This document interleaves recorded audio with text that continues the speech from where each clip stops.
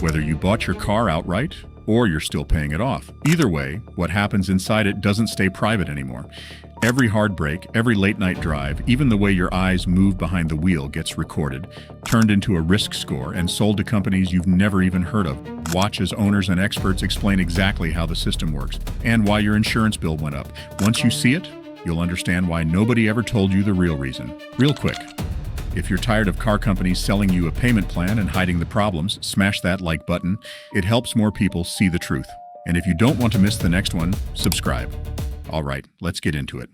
Most people don't know that their car is reporting to their insurance company, not essentially directly to your insurance company, but LexisNexis was just caught buying OnStar information. What does OnStar do? Most General Motor cars have it, others might have it as well.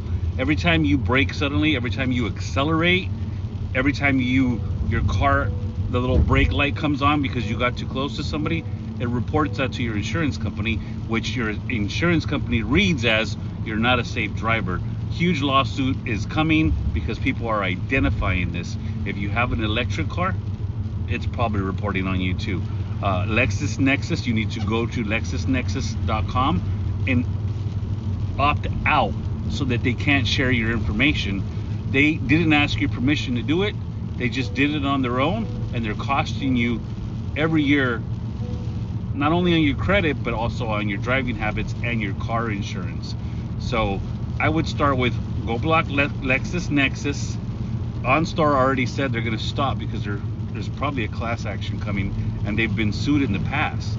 But understand, and if your insurance company gives you a little thing and says, just put it in your car and we'll give you a discount, that thing's reporting everything you do in that car as well.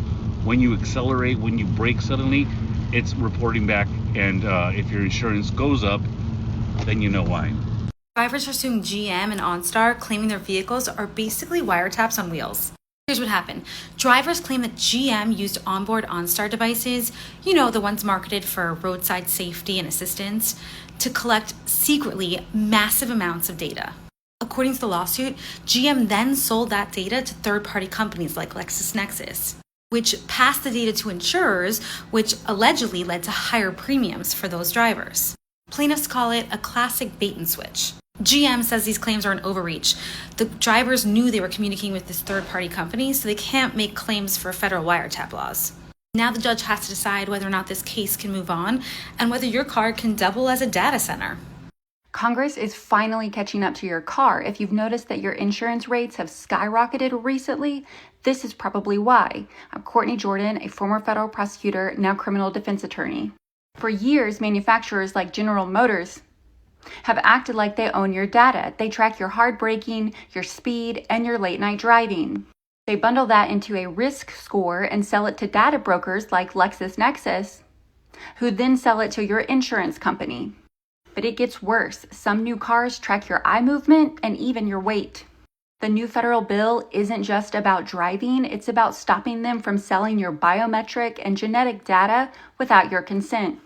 The Federal Vehicle Data Privacy Bill was introduced last year and tries to stop it. It declares that you own your data, not the car company, and it would force them to get your explicit permission before it shares a single byte. But until the bill passes, you have to fight for yourself. Manufacturers usually have an opt-out form buried deep in the privacy policy, but they're normally not going to tell you about it. Don't wait for Congress to ask. Go to your car brand's website and search for privacy request. Then tell them to stop selling your data. Follow for more legal hacks and click the link to join the war room where I give you the vehicle privacy protocol. Most drivers have no idea their car is even capable of testifying against them. Every hard brake, every quick acceleration, every late-night drive gets bundled into a risk score and sold to data brokers like LexisNexis, who pass it straight to your insurer. And GM is already facing a lawsuit calling their OnStar system a wiretap on wheels. A former federal prosecutor turned defense attorney says Congress introduced a bill just to force manufacturers to ask permission first, which tells you everything about how little permission they've been asking until now. If your rate went up and you can't explain why, this might be the reason nobody told you about. Many new cars have this feature that I'm going to call the Eye of Sauron. This is a driver monitor system that watches your eyes to see what you're looking at if you're paying attention and all of that. To make things even worse, you can't truly fully disable this. You can disable some of the warnings, but it'll always be watching you. You pair that with the fact that the automakers also have your GPS coordinates at all times. And now you can see why I call this the Eye of Sauron. They're always watching. And finally, this version's very easy to see, but automakers are looking to maybe put some driver monitors up in this area, hide it in the dash, maybe somewhere in the steering wheel. In the future, you won't be able to tell that your car has it, so maybe it's time to buy an old car. My new car is watching me. It's called the driver monitoring system. Now, I've turned it off twice. It turns out that it just comes back on every time you start the car. Yeah, there's that. So what's the big deal, you ask? Well, here's the thing. If you're driving along and you see a sign and you do this for a couple of seconds, you hear the ding, ding, ding, keep eyes on the road alert in the middle of your dash. This is what happens. And I kept thinking, well, I didn't waver, so it must be watching me. It took me a minute to realize this. So then I started doing silly things like I'm driving like this, but with this I put the bill of my head as far down as I could and still see, and it was making it go off. So that car's definitely watching me as I drive. Now, it's not doing anything like turning the car off or anything like you hear some of these other stories where that does happen, at least that I'm aware of. But yes, and turns out, now this is in my car, and this is a 26 Outback. There's the infotainment thing, where I guess if you had navigation and where the radio is and all that crap. And there's this thin strip on the top of it that looks like it's just sitting there. Well, it turns out that's where the cameras are, and they're staring at you the entire time you're driving. So I think what I may do is just go get some black electrician's tape and just take care of it myself. We'll see what happens. And probably the most irritating part about this is that when we went to get this car, nobody bothered to tell us about it at all. Oh, and it's also worth noting that a lot of those things that are in your car that are doing that or watching you is transmitting all of that data someplace, like your insurance company and stuff like that. So, again, there's that. Hyundai and Toyota are both under formal investigation for the data that these car companies are collecting about us just from sitting inside their cars. So I've been talking about this invisible data collection by car companies for a while now. It then went to the news, and now it's under formal investigation by the Australian Privacy Watchdog. This is what public pressure can do. The investigation is looking at three things: whether we're actually consenting to this data being collected about us, if it's being sold off to like marketing companies, and also what's happening to our data. Is it being deleted or stored? So it's an 18-month investigation. It's really thorough.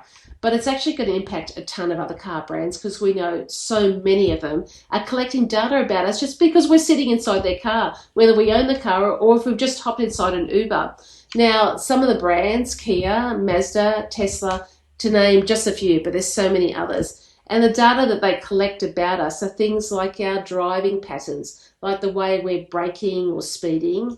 They're collecting things like biometric audio voice recordings from conversations that take place inside the car. And also things like photos and videos of passengers inside the car using the car camera. Now, we can't flick off a switch and turn this data collection off. There's no design feature that does that. So we are just fair game sitting inside the car.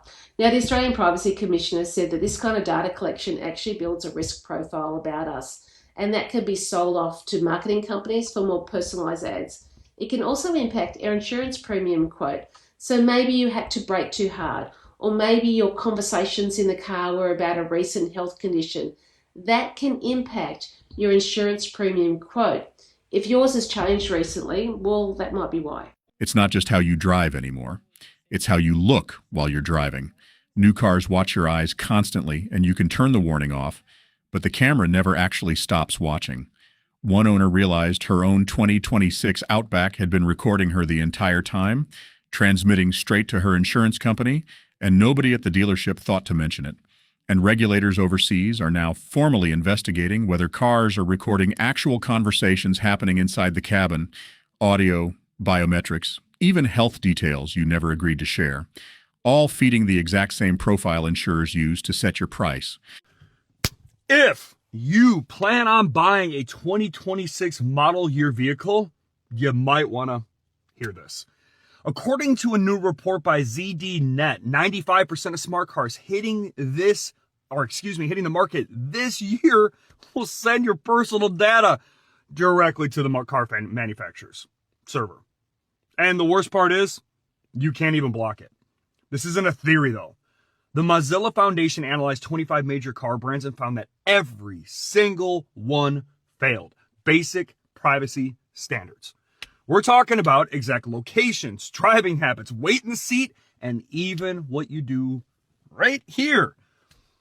And where does this data go? Well, look at what just happened with General Motors. The FTC just finalized an order against them because OnStar was collecting precise driving data and selling it to insurance companies. They made millions selling your braking habits so your insurance rates could skyrocket. The one that requires advanced impaired driving technology in all new cars by 2027, they're building infrastructure right now. Your car is no longer just a vehicle, it's a data collection device that you're literally going to pay for. This is why the used car market is exploding. People want analog cars. What do you drive? And honestly, are you worried about this? I need to know. Hit it down below. They're not banning old cars. They're banning cars they can't track. Everyone's talking about right to repair, but they're just not connecting the dots. So you have the telematics control unit, or TCU, in the vehicle. That's what's allowing the data to be recorded and sold to insurance companies. I mean, that's what got GM sued. But since then, Ford has patented the technology to read your lips, look at your eye movement, run your face through a federal database. And that's not conspiracy. You can look that up. And then that's happening while the manufacturers are lobbying Congress to keep you away from your vehicle's electronics. You have Illinois, who just passed House Bill 4948 that says if you get 2 speeding tickets in the same year, you have to install a device in your car that tracks you for up to 3 years. And then here's the kicker. If you have a car that was made before 96, you don't have the port for that device. So either get a new car or get your license suspended. So they're spying on you, keeping you from your electronics, selling your data, and making it illegal for you to drive a vehicle that they can't monitor. I'm sorry, that's not about safety. That's about control and profit. So if you want out of their grips, I highly recommend getting into a good, reliable used car and then taking care of it. All of the maintenance, like basically anything you could do to keep this car on the road and keep you out of the new car trap. Call Make Car and I'll send you the maintenance tracker I use to make sure I don't miss anything and I keep my car on the road. This isn't a handful of paranoid owners. Independent researchers analyzed 25 major car brands and found every single one failed basic privacy standards, and nearly all new smart cars sold this year will send your data straight to the manufacturer with no way to block it. One creator connects the dots further. The same telematics hardware that's selling your data to insurers is also the reason automakers are lobbying against right to repair, and at least one state has already passed a law requiring tracking devices for repeat speeders, with cars built before 1996 simply exempt because they can't be monitored at all. This was never just about safety. It's about which cars can be watched and which ones can't. Flock cameras are not just crime deterrents. They are watching you, they are logging you, even if you do not commit a crime. They have systems that log your license plate, your vehicle details, the time that you were there, the location.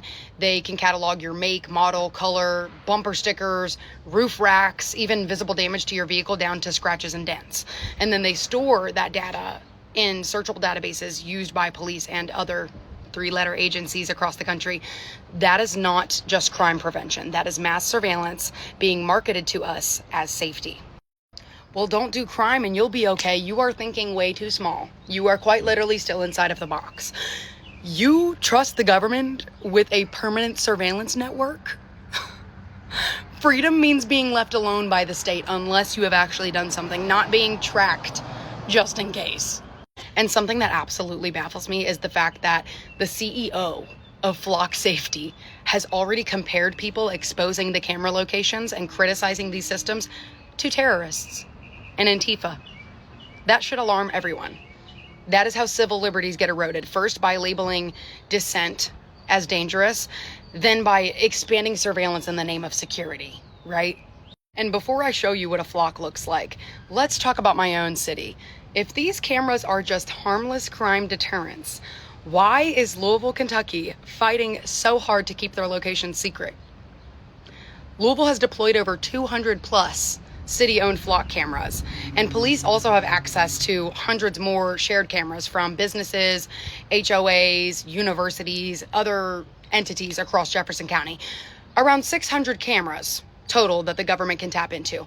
Metro officials and LMPD have refused to publicly disclose exact camera locations. Earlier this month, Louisville Metro Council voted down a proposal that would have required the city to publish these locations online. They love to say, if you're not doing anything wrong, then you shouldn't care. Okay, uno reverse. If you're not doing anything wrong, why do you care that we want to know where they are? Why are you hiding the cameras?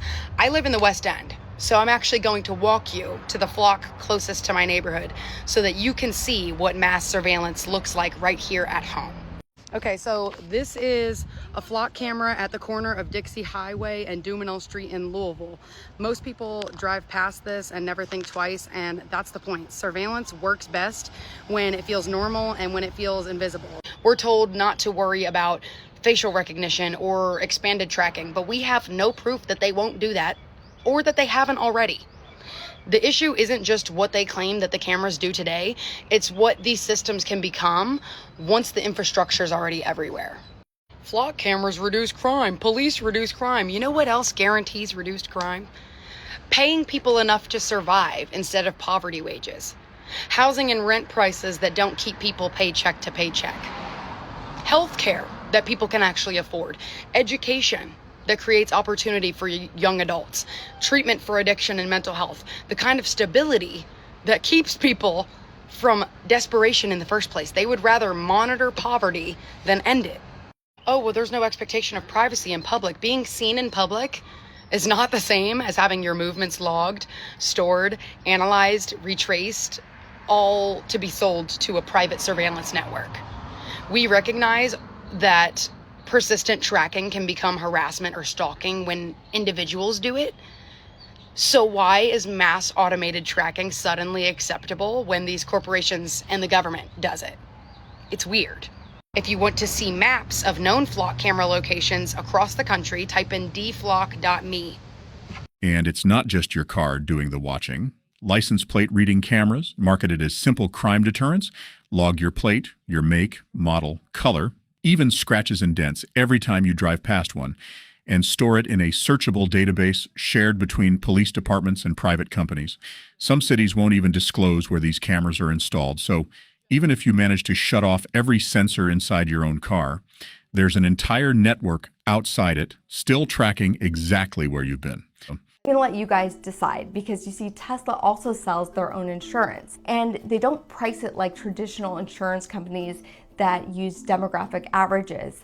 They actually price it based on your own driving behavior. Use the data that's captured in the car, in the driving profile of the person in the car, assess correlations and probabilities of crash, and be able then to assess a premium on a monthly basis for that customer. The amount of data that is available with the customer's permission to use is not available in any other product or any other vehicle in the world. This gives us a unique advantage in terms of information. The benefit of all this is that it allows Tesla to cut out the middleman and give you a lower rate, which we all want, right? If you want to pay more for insurance, you can, but if you want to pay less, please don't drive so crazy. Then people can make a choice. Like, okay, they want to drive aggressively. In the case, it'll be higher insurance.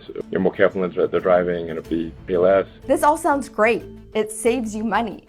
And Tesla even offers that it saves lives, because this data is also being used in full self-driving to help prevent accidents. But what if this data gets into the wrong hands?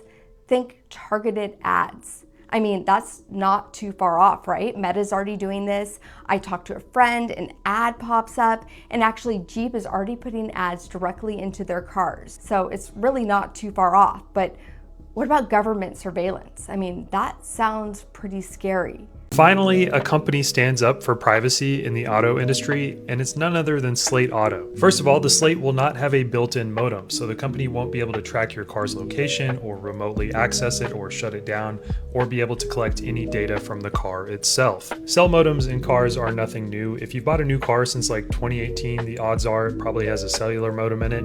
It's the way that companies have been accessing the data from those modems and using them and selling them that have been less than ideal. Slate's official policy policy is that the only way they will ever collect data is through the official Slate app, and that data will only ever be used to improve customer experience, and it will never be sold for money. It will also be completely optional. You can close the app or leave your smartphone at home, and you can use your truck just fine. The direct quote from Slate is, "We collect data to make ownership better, not to turn the owner into the product," and they're trying to be as transparent as possible about their data policy to build trust with the consumer. This is especially refreshing at a time when Ford just patented a technology that could scan your face, read your lips, and possibly one day testify against you in court. And no, I'm not making that up. So let me know in the comments if you'd like to see a video on that, and follow to stay in the loop. If you drive a 2026 RAV4, Toyota RAV4, I need you to do this and turn this off. If you do not want your RAV4 to transmit your data to your insurance company, this is very important. You need to come to your settings. When you come to your settings, when you come to your profile, you click privacy, turn the vehicle data sharing off. When you turn this off, I bet you it is better for you. Collision, SOAs, emergency, transmitting of data. You don't need all of these. I turn all of this off. Turn this off, the better for you. You do not want the insurance company to know about the style or how you drive or whatsoever about your driving style. Turn this off. I mean, Toyota is going to tell you, it's going to affect your audio, it's going to affect your remote, it's going to affect da. It's better you turn your vehicle data sharing off. I'm telling you, it is important. Turn this off. One mistake I see people doing when they're looking for car insurance is they keep checking. Stop checking. If you keep checking and trying to find the best price and changing this and changing that, and while that will work if you do it for maybe 4 times total, yeah, but if you keep checking every single day in hope that it's just gonna keep going lower, it just won't happen. It will be a complete reverse effect, and we don't actually realize how much that the government and all these companies are tracking us. When that cookies things comes up at the top and you click accept all straight away, you're essentially signing something to tell them, yes, track me, please. And this isn't something with just car insurance. You see this with buying plane tickets, with booking holidays, with anything. And the whole idea is when they see that you're desperate and you are looking for something, you're looking for a flight or you're looking for car insurance, and they will just keep increasing the price. And that's exactly what happens. The idea is that if you found the car that you really want and the first 3-4 insurance quotes are not reasonable, then that's it. Just stop looking. Next car. Not every version of this is a scandal. Tesla's own insurance uses the same kind of driving data, but with your knowledge and your consent in exchange for a real discount. One new company is going even further, building trucks with no built-in modem at all, collecting nothing unless you open an app for it on purpose. And the tracking doesn't stop at your car. Insurance shopping sites track how many times you check quotes too, and the more desperate you look, the higher the price creeps. So comparing a few quotes and stopping beats refreshing all week. If you're already driving something with telematics built in, most brands do let you turn data sharing off in your privacy settings. It's just buried, and they'd rather you never found it. What's your car quietly reporting on you right now? I can't wait to read your comments. Subscribe if you don't want to miss the next video.